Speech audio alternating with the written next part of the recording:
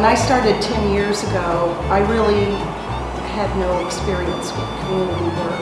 I had a lot of life experience, but as far as doing grants, this was all new to me, and Brushy Fork really helped me getting started in that area, helping me putting together grants for our community. I have a long history with Brushy Fork. We have a great relationship. It is a wonderful event to bring community leaders together and to network and to share their success stories. Back in 2010, Livingston was a community that you did not want to stop. You would drive through. The people that lived here did not have any hope. There were no jobs. The buildings were in very bad shape. It was depressing. There's very positive things happening for this community, and it's because people have gotten involved and said, yes, we want a better community. There have been 5 or 6 projects that we have applied for ARC grants. We started out with a beautification grant, and we came to Livingston and we painted buildings and we did some landscaping and just started cleaning things up down here. We decided we needed to clean up the gateways, and we applied for a grant to build a new welcome sign on the north side of town. Then we decided that we needed to be a little more professional in our approach to growth in this area, and we applied for a grant to hire an architect, and we did a master plan. Then we went on to a project that was called Trail Town. We had done a lot of cleanup in the area. Things were looking good. People were feeling good about their community. There were some opportunities here for growth through tourism.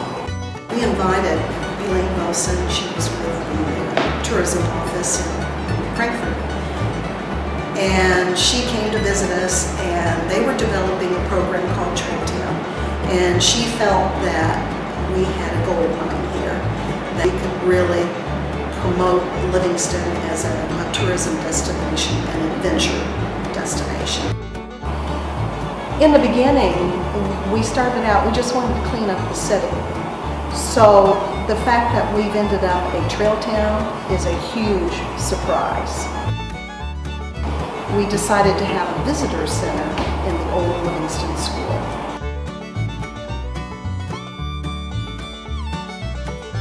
The visitor center was really our first project in the school. We really had no idea what we were getting into, and we had a little building across the street that was roughly 10 by 4 feet. And 1 month before the governor was coming to designate us the second Kentucky Trail Town, we decided we needed a larger visitor space, and we tackled this room that's right off the main door entrance. And we completed it in 1 month. We didn't have it ready for the designation. And everybody was very, very impressed. They were surprised and impressed. It was all volunteer work, county crew members. We worked with what we had. We kept the original floor. If the plaster was falling off the wall, we kept the brick. It's very appropriate for outdoor adventure. And when we got it done, we realized it's doable. You know, we can do this. The community cafe, that was remodeled by the local people. They wanted to see that room, which was their cafeteria when we came to school here. They wanted to see that in use again. And they actually came together, funded it, did all the work, and they loved that space. They love the entire school, the fact that it's in use again. Once we remodeled this room, the visitor room, we went to the second floor and we did a project called Space to Create. And ARC provided the funding for the play equipment. We did a large mural back wall. It was done by the high school art director and some of the students, and it tells 7 stories that happened along the Rockcastle River, starting with the American Native Indians and moving along to the story about Daniel Boone's brother-in-law, John Stewart, who was found in a hollow tree. That mural is very colorful and tells a lot of the stories in the area. It's difficult when you have limited funds. We had to depend a lot on volunteers. Again, the ARC grants were wonderful. We couldn't have done it without that kind of assistance. The county did get on board and they did help with funding on some of the projects. Individuals have even donated large amounts. Livingston had a lot of opportunities. We could see that. After one project was complete, we would think about, okay, what can we do next? It really helped the momentum in this community, because a lot of times when you are trying to build a community and you have one success story, you have to continue. You have to have one success after another. And if it wasn't for the availability of the ARC grants in a pre-timely fashion, it would have been very difficult for us to keep that momentum going. And this year, 2018, it's a different story. The people have pride. There are opportunities here now. Good things are happening. People come together. They are comfortable to be on the street. They have concerts every Friday night. They have a community cafe where they come together as a community and have social events.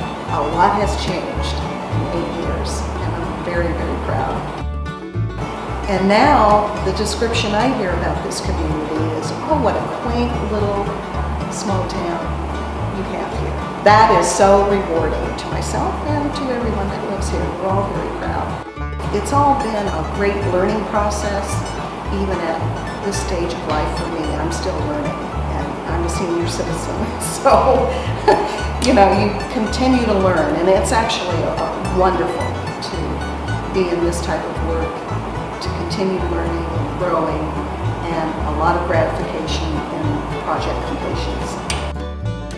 This is a work in progress, and there's a lot of projects that we would like to pursue in the future. One of those projects in the school building, we would like to do a bed and breakfast on the 3rd floor, because our long-term version is to have families come to Livingston. We have 44 acres directly across the street from the school, and we are now developing that into hiking and primitive camping sites. We also have a group of people that are coming and bouldering. There's a ridge up there with really nice boulders, and so we have people show up to do what they call bouldering. We are in the process of applying for a grant to develop the trails over there, to groom them, to build a shelter. We want to build some cabins over there. So that is going to be another big project that we'll be working on this year.